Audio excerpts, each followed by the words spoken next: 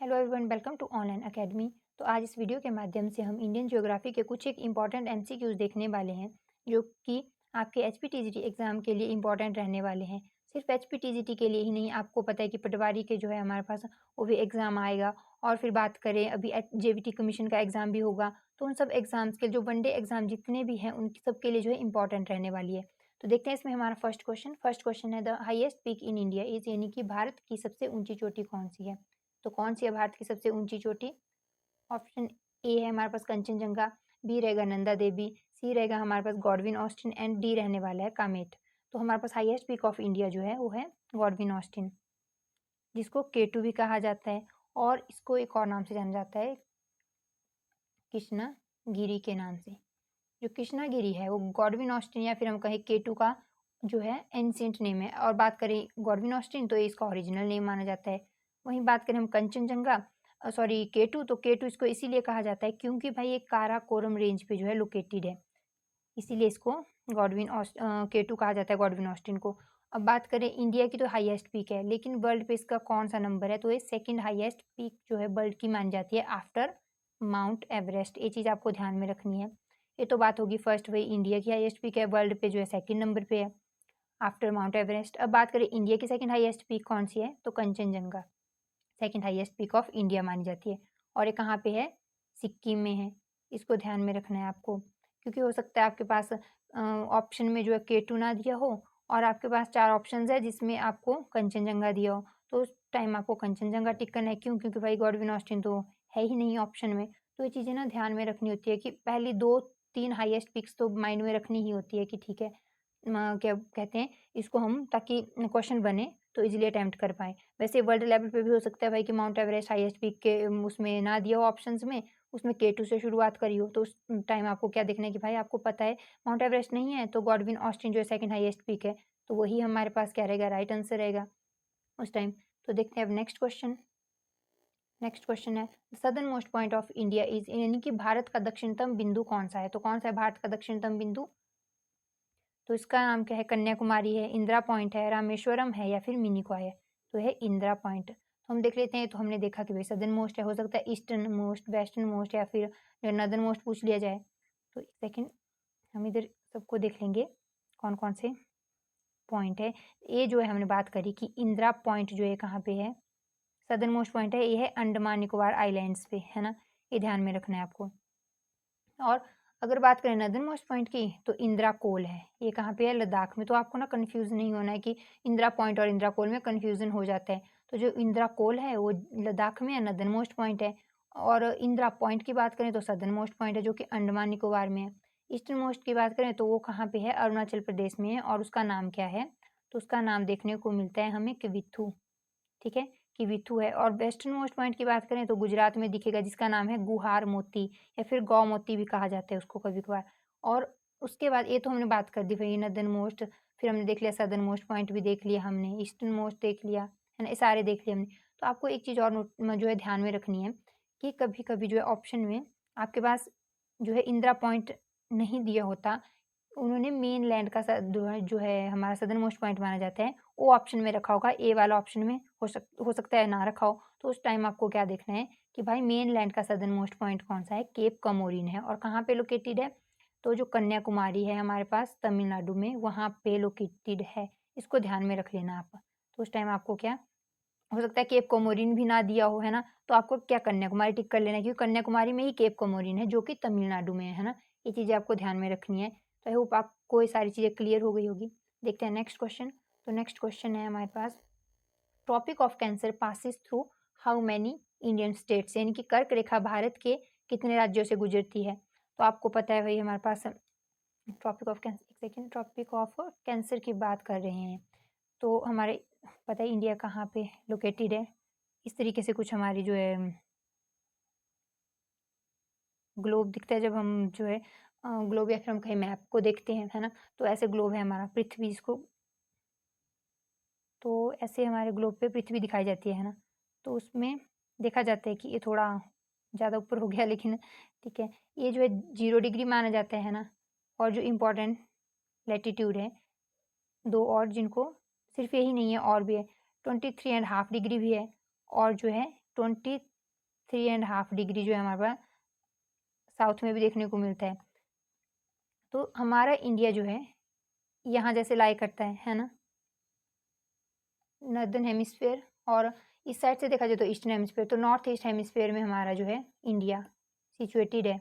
ये चीज़ ध्यान में रखना सबसे पहली बात। तो अगर देखा जाए हमारे पास कहाँ हमारी लोकेशन है, और उसमें भी ये जो है एक इस रेखा को जो है लैटिट्यूड कहते हैं, है ना। तो इसको ट्रॉपिक ऑफ कैंसर नाम दिया गया है। इसको ट्रॉपिक ऑफ कैप्रिकॉर्न दिया गया है जो 23.5 डिग्री साउथ में है। एंड ये जो है ट्रॉपिक ऑफ कैंसर हो गया, कैप्रिकॉर्न हो गया, एंड इसको कहते हैं इक्वेटर जो 0 डिग्री है। तो इन चीज़ों को ध्यान में रखना आप कि 0 डिग्री को इक्वेटर कहा जाता है, इसको ट्रॉपिक ऑफ कैंसर कहा जाता है, किसको 23.5 डिग्री नॉर्थ को। इन चीज़ों के बारे में हम आगे डिस्कस करेंगे, लेकिन अभी इतना ध्यान में रखना। तो क्योंकि उन्होंने पूछा है कि भाई जो ट्रॉपिक ऑफ कैंसर है वो इंडिया की कितनी स्टेट से होकर गुजरती है, तो इतना तो आपको क्लियर हो गया होगा। अब देखते हैं 8 कितनी स्टेट से गुजरती है। तो ये गुजरती है भाई 8 स्टेट से, 8 से गुजरती है। उनका नाम क्या क्या है हमारे पास? सबसे पहले आ जाएगा राजस्थान, फिर आ जाएगा गुजरात, गुजरात के बाद देखने को मिलेगा एमपी, एमपी के बाद आता है हमारे पास जिसको कहते हैं छत्तीसगढ़, फिर आता है झारखंड, और इसके बाद देखें तो हमारे पास वेस्ट बंगाल आता है। वेस्ट बंगाल के पास बाद हमारे पास जो है जो है जिसको कहते हैं त्रिपुरा कहते हैं, त्रिपुरा के बाद आ गया मिजोरम। तो ये जो है 8 स्टेट्स हैं, इनका नाम आपको ध्यान में रखना है। अभी तो इन्होंने इसमें तो सिंपली क्वेश्चन है कि भाई कितनी स्टेट्स से होके गुजरती है ट्रॉपिक ऑफ कैंसर। लेकिन अगर ऐसा ना पूछा और ऑप्शन में 4 ऑप्शंस दिए हो और ऊपर पूछ लिया जाए भाई कि जो 4 ऑप्शंस हैं उनमें से कौन सी ऐसी स्टेट है जहाँ से ट्रॉपिक ऑफ कैंसर नहीं गुजरता, मैंने आपके पास राजस्थान दे दिया, गुजरात दे दिया, एमपी दे दिया और साथ में डाल दिया उड़ीसा, तो तब क्या होगा? उड़ीसा को टिक करोगे आप कि भाई ये गलत आंसर है क्योंकि यहाँ से नहीं गुजरती है। तो फ्री का नंबर आकर आप इसको माइंड में इन चीज़ों को एक नज़र दौड़ाना, और मैप जो है जियोग्राफी मैप के थ्रू पड़ जाती है, और इसके ना नंबर बहुत ईजी होते हैं अगर आप मैप को अच्छे तरीके से समझ लो। तो इस चीज़ को आप ध्यान में रखना और इनको एक बार नज़र मार लेना कि भाई कौन कौन सी 8 जो है स्टेट्स हैं। तो एक बार देख लेना, आपको माइंड में बैठ जाएगी सारी चीज़ें। देखते हैं नेक्स्ट क्वेश्चन। देखते हैं which Indian state has the longest coastline, यानी कि भारत का कौन सा राज्य जो है सबसे लंबा तट रेखा वाला है। तो कौन सा है सबसे लंबी तट रेखा? एक सेकंड हम देखते हैं कि भाई हमारे पास इंडिया का सदर्न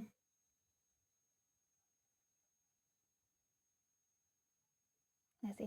तो इसमें जो है हमारी कहाँ से शुरुआत होती है कोस्टल लाइन की? कोस्टल लाइन को ही देखेंगे हम। यहाँ से शुरुआत होती है तो ए तो आ जाता है हमारे पास सबसे पहले गुजरात आ जाता है। लॉन्गेस्ट कोस्टल लाइन पूछी है वो हम देखेंगे वो कौन सी होती है, गुजरात है।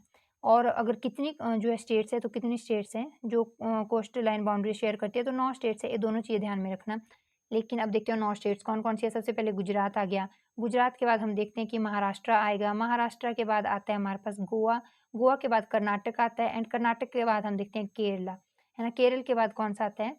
तमिलनाडु आएगा, तमिलनाडु के बाद आंध्र प्रदेश आएगा, इसके बाद जो हम देखेंगे उड़ीसा आएगा, उड़ीसा के बाद क्या आता है? वेस्ट बंगाल आता है। तो ये चीज़ें ध्यान में रखना। कितनी स्टेट्स हैं? 9 है जो कोस्टल बाउंड्री शेयर करती है, और जो है वो हमने सारी देख ली। उनमें से सबसे बड़ी कोस्टल बाउंड्री कौन शेयर करती है? तो गुजरात शेयर करती है सबसे बड़ी बाउंड्री जो है। और बात करें सबसे कम बाउंड्री कौन शेयर करता है कोस्टल लाइन से, तो यहाँ जैसे थोड़ी सी बाउंड्री शेयर करता है वो आपको पता है गोवा है। तो अगर पूछा जाए लॉन्गेस्ट तो हमारे पास कौन होगा? गुजरात होगा। स्मॉलेस्ट पूछा जाए तो गोवा होगा। तो इन चीज़ों को ध्यान में रखना। देखते हैं हमारा नेक्स्ट क्वेश्चन। तो नेक्स्ट क्वेश्चन रहेगा which plateau is known as the Deccan plateau, यानी कि कौन सा पठार है जिसको डक्कन पठार भी कहा जाता है? तो किसे कहा जाता है? ये कहा जाता है पेनिनसुलर प्लेट्यू को। इसको ध्यान में रखना। पेनिनसुलर प्लेट्यू कहाँ है हम देख लेते हैं।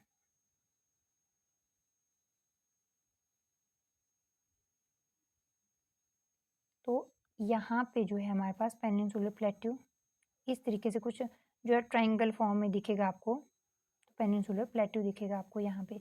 इसको ध्यान में रख लेना आप कि भाई पेनिनसुलर प्लेट्यू को डेक्कन प्लेट्यू भी कहा जाता है। और देखा जाए तो इसमें से हम इतना ही डिस्कस करेंगे। एक कर्नाटक प्लेट्यू की बात करें तो ये भी इसी का पार्ट है। कर्नाटक प्लेट्यू जो है किसका पार्ट है? तो ये जो है डेक्कन प्लेट्यू का ही पार्ट है। और बात करें हम मालवा की तो यहाँ जैसे आता है मालवा प्लेट्यू हमारे पास। और अगर बात करें हम छोटा नागपुर प्लेट्यू तो वो झारखंड और जिसको कहते हैं हम छत्तीसगढ़ और झारखंड वाले एरिया पे आता है ज़्यादातर छत्तीसगढ़ में। तो ये आ गया हमारे पास छोटा नागपुर प्लेट्यू। तो इन चीज़ों को यहाँ से ध्यान रखना। देखते हैं नेक्स्ट क्वेश्चन। तो नेक्स्ट क्वेश्चन रहेगा, the Godavari river is also called, तो गोदावरी रिवर को और क्या कहा जाता है ना, किस नाम से जाना जाता है? तो दक्षिण गंगा कहा जाता है, पेनिनसुलर गंगा कहा जाता है, कृष्णा गंगा कहा जाता है, नर्मदा गंगा। तो जो है गोदावरी रिवर को क्या कहा जाता है? इसको कहा जाता है हमारे पास दक्षिण गंगा। अब इसका ध्यान रखना, दक्षिण गंगा क्यों कहा जाता है? क्योंकि भाई ये जो है साउथ की लॉन्गेस्ट रिवर है और इसका जो है कितनी लेंथ रहती है? तो इसकी लेंथ है 1465 किलोमीटर। नॉर्थ में तो हमने देखा है कि भाई गंगा रिवर जो है सबसे बड़ी है, जिसको कहते हैं हम लेंथ के अकॉर्डिंग देखा जाए तो वो है हमारे पास 2525 किलोमीटर, है ना, और अप्रॉक्सीमेटली इतनी है। ये इसके जितनी लंबी नहीं है, लेकिन साउथ में जो है ये सबसे लॉन्गेस्ट रिवर है, इसीलिए इसको क्या कहा जाता है? जो है गंगा ऑफ साउथ कहा जाता है। तो इसको ध्यान में रखना है आपको। और एक और चीज़ बताना चाहूँगी कि ये साउथ की तो सबसे बड़ी रिवर है, लेकिन ऑल ओवर अगर इंडिया में देखा जाए तो उसके अकॉर्डिंग ये कंट्री की सेकंड हाईएस्ट, सॉरी, सेकंड जो है लॉन्गेस्ट रिवर है। तो हमने क्या देखा, गोदावरी रिवर को जो साउथ की गंगा कहा जाता है ना, दक्षिण गंगा कहा जाता है। क्यों कहा जाता है? क्योंकि साउथ में सबसे लॉन्गेस्ट रिवर है इसीलिए। और इसकी जो है हमारे पास हमने देखा लेंथ कितनी है, 1465 है ना। एक जो जो चीज़ आपको ध्यान में रखनी है ये रखनी है। और एक चीज़ और आपको माइंड में रखनी है कि भाई ये आफ्टर गंगा सेकंड जो है लॉन्गेस्ट रिवर है जो है कंट्री की। तो आई होप आपको ये चीज़ें क्लियर हो गई होगी। अब एक चीज़ और, अगर आपको यहाँ पे दक्षिण गंगा तो गोदावरी ऑप्शन में दिया है ना, कि गोदावरी की जो है गोदावरी को दक्षिण गंगा कहा जाता है, ये ऑप्शन में। लेकिन अगर आपको दिया होता भाई, एक और क्वेश्चन बनता है कि जो है कावेरी को क्या कहा जाता है, और ऑप्शन में होता दक्षिण गंगा या फिर गंगा ऑफ साउथ, है ना, साउथ की गंगा दिया होता, तो आपको क्या करना था उस टाइम? तो आपको भाई इसको टिक करना था। हो सकता है गोदावरी ना ऑप्शन में होता। क्यों करना है इसको टिक? क्योंकि ये तो जो है लेंथ के अकॉर्डिंग जो है मानी जाती है, सबसे लंबी जो है रिवर है, इसीलिए इसको माना जाता है कि साउथ की गंगा है। पर जो कावेरी है ये रिलीजियस प्रोस्पेक्टिव की वजह से, कि भाई रिलीजियस प्लस कल्चरल सिग्निफिकेंस है, तभी कावेरी को साउथ की गंगा माना जाता है।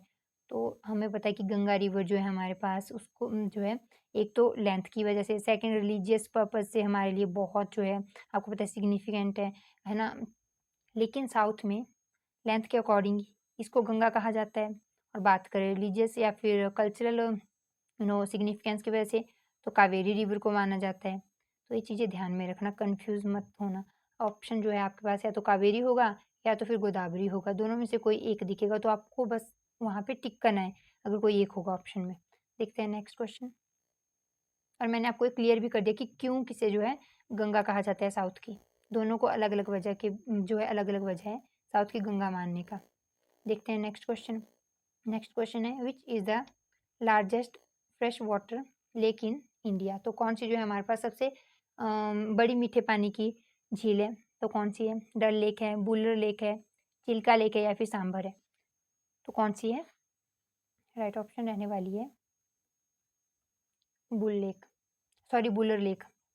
और जो है एवी फ्रेश वाटर की लेक है, एवी फ्रेश वाटर की लेक है, पर इसको क्यों ये जो है, लेकिन हमारे से पूछा गया है भाई लार्जेस्ट फ्रेश वाटर लेक, तो वो कौन रहेगी? वुलर लेक रहेगी। है दोनों फ्रेश वाटर लेक, ध्यान में रखना। हो सकता है ऑप्शन में आपके पास चार जो है लेक्स दी हो, है ना, उनमें से पूछो इनमें से फ्रेश वाटर की लेक्स कौन कौन सी है, उसमें वुलर ना हो और डल लेक दिया हो, तो उस टाइम आपको बोलना है कि भाई फ्रेश वाटर लेक जो है डल लेक है। चिल्का की बात करें तो खारे पानी की है जो कि उड़ीसा में है। बात करें सांभर लेक की, तो जो है ये भी हमारे पास ये राजस्थान वाले एरिया में, ये भी खारे पानी की है। तो ये दोनों जो है खारे पानी की जो है झीलें हैं और ये मीठे पानी की है, तो इस चीज़ को ध्यान में रखना। देख लेते हैं हमारा नेक्स्ट क्वेश्चन। तो नेक्स्ट क्वेश्चन है, the highest dam in India is, Bharat का सबसे ऊंचा बांध कौन सा है? तो कौन सा भी भारत का सबसे ऊंचा बांध? हीराकुंड डैम है, या फिर जिसको कहते हैं हम भाखड़ा नंगल डैम है, टिहरी डैम है, या फिर नागार्जुन सागर डैम है? तो कौन सा है हमारे पास सबसे हाईएस्ट डैम इन इंडिया? तो ये रहेगा हमारे पास टिहरी डैम, जो कहाँ पे है? यूके यानी कि उत्तराखंड में है। और इसकी हाइट की बात कर लेते हैं क्योंकि हाईएस्ट पूछा है, तो 2605 मीटर है ना। और अगर फीट में बात करें इसकी, तो अप्रोक्सीमेटली 850 फीट, है ना। ये तो बात होगी इसकी। अब और इसमें क्या देखा जा सकता है कि भाई ये कौन सी रिवर पे है, ये भी इंपॉर्टेंट बन जाता है। तो कौन सी रिवर पे है ये? तो ये हमारे पास जिसको कहते हैं भागीरथी रिवर। ये भी ध्यान में रखना। हमने देखा कि भाई हाईएस्ट डैम जो है हीराकुंड है और कहाँ पे, उत्तराखंड में है, और जो है कौन सी रिवर पे है, तो भागीरथी रिवर पे है। बात करें इसकी हाइट, तो हाइट कितनी है इसकी, मीटर्स में देखा जाए 260.5 मीटर है, और बात करें अगर फीट में तो अप्रॉक्सीमेटली 850 फीट है इसकी जो है हाइट। तो इनके बारे में अगर देख लेते हैं बाकी ऑप्शन जो है हमारे पास। तो बाकी देखा जाए अगर हीरा कुंड डैम की बात करी जाए तो ये कहाँ पे है, ये जो है उड़ीसा में है। ये चीज़ आपको ध्यान में रखनी है। उसके बाद बात करें भाखड़ा नंगल डैम की, तो भाखड़ा नंगल डैम जो है हमारे पास सतलुज रिवर पे है, और ये जो है कौन सी कहाँ पे है, हिमाचल प्रदेश में है ना। इसको ध्यान में रखना। और यहाँ भी कहाँ पे, तो बिलासपुर में जो है ये चीज़ ध्यान में रखना। और उसके बाद हम और क्या देख सकते हैं, नागार्जुन डैम की बात करी जाए तो नागार्जुना डैम कहाँ पे है, तो ये जो है हमारे पास तमिलनाडु, सॉरी तमिलनाडु नहीं, तेलंगाना एंड जो है आंध्र प्रदेश के बॉर्डर पर है। ये चीज़ ध्यान में रखना। और कौन सी रिवर पे है, तो है कृष्णा रिवर पे। कौन सी, कृष्णा रिवर पे है नागार्जुन सागर डैम।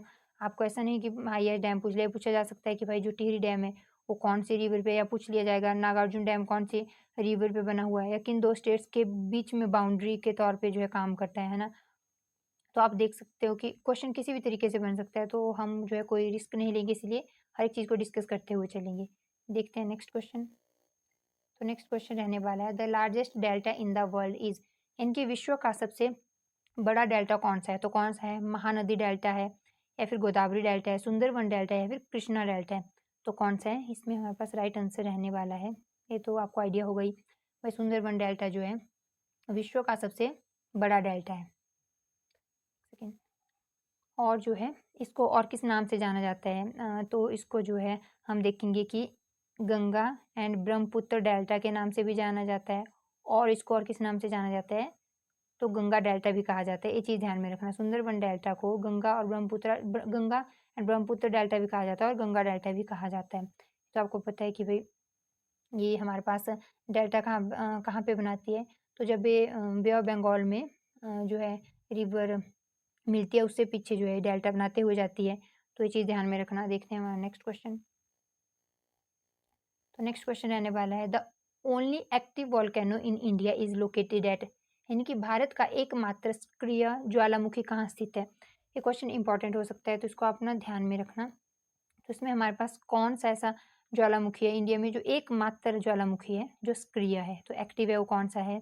कौन सा नहीं, यहाँ पूछा है कि मतलब कहाँ पे स्थित है, कौन सा हम देखेंगे बाद में। तो कहाँ स्थित है, अंडमान निकोबार में स्थित है, और इसका नाम देख लेते हैं हम, क्योंकि इससे तो काम नहीं बनेगा, कुछ और चीज़ें भी जानना पड़ेगी हमें।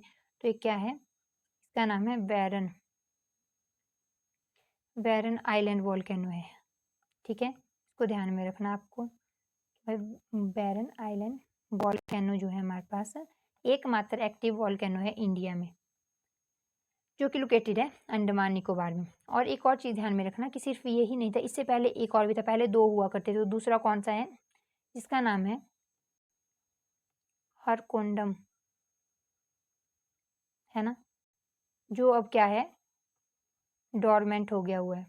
अभी डोरमेंट क्या है भाई, एक्टिव वॉल्केनो तो ये है कि यहाँ से जो है हमें ज्वालामुखी देखने को मिलते हैं कि टाइम टू टाइम ज्वालामुखी निकलता रहता है ना इसमें। लेकिन ये जो है हमारे पास हरकोंडम नामक जो है हमारे पास ज्वालामुखी है जो डोरमेंट हो गया हुआ है। तो वो जो है इसका मतलब ऐसा होता है कि भाई एक तो होता है हमारे पास तरीके के, हम जो है 3 तरह के वॉल्केनो देखते हैं। एक होता है एक्टिव, दूसरा होता है हमारे पास डोरमेंट, और थर्ड जो होता है उसको कहते हैं हम एक्सटिंक्ट हो चुका होता है। एक्सटिंक्ट का मतलब हो गया कि भाई खत्म हो गया वॉल्केनो, अब उसके कोई चांसेस नहीं है दोबारा से वहाँ से वॉल्केनो के निकलने के। और एक्टिव के हैं कि टाइम टू टाइम निकलता रहता है वहाँ से वॉल्केनो, है ना। और बात करें डोरमेंट की, तो डोरमेंट ऐसा है कि वो कुछ टाइम ऐसा है कि ऐसा समझ लो कि कुछ टाइम के लिए सो गया है। ये बहुत सिंपल उसमें बता रही हूँ मैं। और कभी भी, लेकिन ऐसा नहीं है कि कभी उठेगा नहीं, ये कभी भी जो है कभी भी यहाँ से वॉल्केनो निकल सकता है। पर अभी ऐसा दिखाता है कि काफ़ी सालों से जो है ये ऐसा है कि भाई ऐसे उसमें मिलता है, डोरमेंट है कि इसमें ज्वालामुखी नहीं निकला, लेकिन ऐसा नहीं है कि आगे भी ऐसा होगा, आ सकता है यहाँ से वॉल्केनो। तो ये चीज़ें ध्यान में रखना। 3 तरह के मैंने आपको बता दी कि वॉल्केनो भी देखते हैं हम। देखते हैं हमारा नेक्स्ट क्वेश्चन। और बैरन आइलैंड वॉल्केनो को देख लेना ढंग से, जो है इसको नोट डाउन कर लेना कि एकमात्र जो एक्टिव वॉल्केनो इंडिया में देखा जाता है। देखते हैं नेक्स्ट क्वेश्चन। तो नेक्स्ट क्वेश्चन है the Western Ghat are also known as. तो जो वेस्टर्न घाट्स हैं, एक मिनट हम देख लेते हैं कहाँ पे है पहले तो। उनको और किस नाम से जाना जाता है? तो इनको जाना जाता है सह्याद्री के नाम से। लेकिन जो है कहाँ पे? इनको थोड़ा सा देख लेते हैं तो कहाँ पे है? ये जो है यहाँ से शुरू होते हैं और यहाँ तक है। तो ये चीज़ ध्यान रखना। और एक कॉन्टिन्यूअस जो है हमारे पास रेंज है ना? इसमें कोई आपको ऐसा नहीं मिलेगा कि बीच में कटी हुई है, नहीं। आपको ईस्टर्न दिखेंगे कि भाई इस तरीके से है, फिर यहाँ है। इसके पीछे एक वजह है कि यहाँ से रिवर्स जो है फ्लो करते रहते हैं। आपको दिखेगा कि भाई पहले जो है हमारे पास महानदी दिखेगी, है ना? फिर कृष्णा, फिर कृष्णा के बाद दिखेगा आपको जो है, इसको कहते हैं कावेरी, जो है, एक सेकेंड, गोदावरी है, यहाँ पे कृष्णा है और कृष्णा के बाद हमारे पास क्या आता है? कावेरी आता है। तो महानदी, गोदावरी, कृष्णा और कावेरी। तो इनके और भी इनकी ट्रिब्यूटरीज वगैरह हैं। तो उन वजह से जो है यहाँ पे इरोजन हुआ है और जो है यहाँ से अब एक जो है हमें ईस्टर्न घाट्स हैं वो ना ऐसे दिखते हैं कि भाई कटे हुए हैं। क्यों? रिवर्स की वजह से। और अगर देखा जाए वेस्टर्न घाट तो ये कॉन्टिन्यूस जो है उसमें है। इनमें कोई आपको ऐसी जगह नहीं दिखेगी जहाँ से ये कटे हुए हैं। बिल्कुल यहाँ से शुरू होते हैं, यहाँ जाके ख़त्म होते हैं। तो इनमें कोई आपको ऐसी चीज़ नहीं दिखेगी। तो ये ध्यान में रखना। इस पे क्वेश्चन भी आगे हमने रखा हुआ, तो उसको हम आगे डिस्कस करेंगे। लेकिन ऐसा क्यों कि भाई ये क्यों नहीं कटी हुई है, यहाँ से रिवर्स फ्लो क्यों नहीं करती? तो इसके पीछे एक वजह है कि ये जो है ऊपर उठा हुआ हिस्सा है हमारे पास इंडिया का, और ये थोड़ा जो है एज़ कम्पेयर टू इट ये जो है नीचे को, यहाँ में हम कह सकते हैं ढलान है। तो इस वजह से रिवर्स जो है जब यहाँ से निकलती है तो इस साइड को फ्लो करती है। पानी तो उसी साइड को जाता है जहाँ हमें ढलान दिखती है। ऐसा तो नहीं है ऊपर को उल्टा चलता है ना। तो इसीलिए हमें ये देखने को मिलेगा कि भाई इनमें हमें जगह-जगह पे क्या दिखेगा? कट्स दिखेंगे, इनको हम कह सकते हैं। और वेस्टर्न घाट्स में ऐसा कुछ नहीं दिखता क्योंकि एज़ कम्पेयर टू इट ये जो है इनकी हाइट ज़्यादा है। तो इसीलिए हम, और हम जैसे डिस्कस कर रहे थे कि वेस्टर्न घाट जो है इनको क्या कहा जाता है, जैसे क्वेश्चन देखा तो उसमें इनको सह्याद्री कहा जाता है। ये चीज़ ध्यान में रखना, इंपॉर्टेंट क्वेश्चन बन सकता है। देखते हैं नेक्स्ट क्वेश्चन। तो नेक्स्ट क्वेश्चन रहेगा the largest salt water lake in India is, यानी कि भारत की सबसे बड़ी खारे पानी की झील कौन सी है? तो कौन सी है? सांबर लेक है, चिल्का लेक है, पुलिकट लेक है, या फिर इसको कहते हैं बेम्बनाड लेक है ना? तो कौन सी है सॉल्ट की लार्जेस्ट? तो ये है चिल्का लेक, और कहाँ पे है? उड़ीसा में है। अभी हमने देखी थी फ्रेश वाटर जिसको मीठे पानी की कहते हैं, तो बुल्लो लेक थी।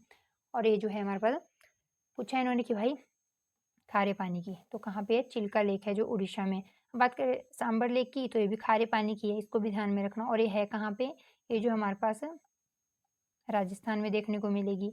बात करें पुलिकट लेक की तो पुलिकट को भी ध्यान में रखना, हो सकता है आपसे पूछ लिया जाए कहाँ पे है भाई।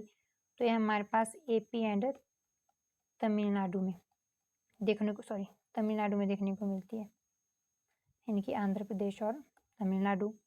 और बात करें जो है ये वेम्बनाड झील की, तो वेम्बनाड झील जो है कहाँ पे है? ये है हमारे पास केरला में।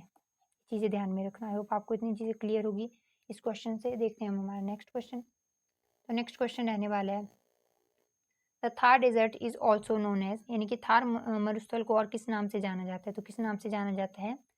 ग्रेट इंडियन डेजर्ट से के नाम से जाना जाता है, या फिर कोल्ड डेजर्ट, या फिर हम कहें तो सहारा डेजर्ट, या दक्कन मरुस्थल? तो किस नाम से जाना जाता है इसको? ग्रेट इंडियन डेजर्ट के नाम से जाना जाता है। इसको आप ध्यान में रखना। देखते हैं नेक्स्ट क्वेश्चन। तो नेक्स्ट क्वेश्चन रहने वाले which river is called the sorrow of Bihar? तो जो बिहार का शोक किसे कहा जाता है? तो किसे कहा जाता है? तो सौरो ऑफ बिहार कहा जाता है कोसी रिवर को। एक second, Kosi river is known as sorrow of Bihar. अभी जो है इसको नोटोरियस भी कहा जाता है। क्यों कहा जाता है भाई? ये अपने जो है टाइम टू टाइम मतलब क्या बदलती रहती है, अपना पाथ बदलती रहती है, इसलिए इसको कहा जाता है भाई नोटोरियस। और इसी वजह से ये है जो है बिहार का शोक भी कहा जाता है, क्योंकि बिहार में बहुत जो है जिसको कहते हैं बाढ़, इसकी वजह से आती है ना? तो ये मेन रीज़न माना जाता है कि इसकी वजह से बिहार में बाढ़ आती रहती है, बहुत बड़े लेवल पे बाढ़ वगैरह आएगी, तो उसका रीज़न ये रिवर मानी जाती है। अब हम देख लेते हैं कि ये है किसकी ट्रिब्यूटरी? तो गंगा रिवर की ट्रिब्यूटरी है, ये चीज़ आप ध्यान में रख लेना। और इसके अलावा अगर देखा जाए गंडक, तो गंडक भी गंगा रिवर की ट्रिब्यूटरी है, सोन भी, और जो है घाघरा भी, जिसको कहते हैं घाघर रिवर भी। और ये कौन से, अब इसमें भी पूछा जा सकता है आपसे कि भाई कौन से साइड की ट्रिब्यूटरी है, लेफ्ट बैंक ट्रिब्यूटरी है, राइट बैंक? आपको पता है जैसे गंगा रिवर इस तरीके से फ्लो करती है कुछ, है ना? यहाँ पे 2 पार्ट्स में भी डिवाइड हो जाती है, एक जो बांग्लादेश में एंटर हो जाती है। तो ऐसे उत्तराखंड से निकलती है। तो यहाँ पे देखने को मिलेगा हमें जो है इस साइड को जब यहाँ से चल रही है तो इसी साइड को चलेगी, इसका राइट साइड होगी, है ना? ए इसकी लेफ्ट साइड होगी, तो इसको लेफ्ट बैंक ट्रिब्यूटरीज़ कहेंगे और इस साइड वाली को राइट बैंक ट्रिब्यूटरीज़ कहेंगे। तो अब देख लिया जाए कि भाई लेफ्ट बैंक ट्रिब्यूटरीज़ कौन-सी है? तो कौन-सी है? गंडक है हमारे पास जो है इनमें से देखा जाए। कोशी भी है हमारे पास, ऑप्शंस को ही देखेंगे हम सिर्फ और साथ में देखा जाए हमारे पास तो इसको कहते हैं घाघर। तो ये तीनों क्या है? लेफ्ट बैंक ट्रिब्यूटरीज़ है। अब राइट बैंक ट्रिब्यूटरीज़ की बात करें तो सोन है और इस पे आप एक और चीज़ ऐड कर सकते हैं कि गोमती रिवर है, वो भी क्या है?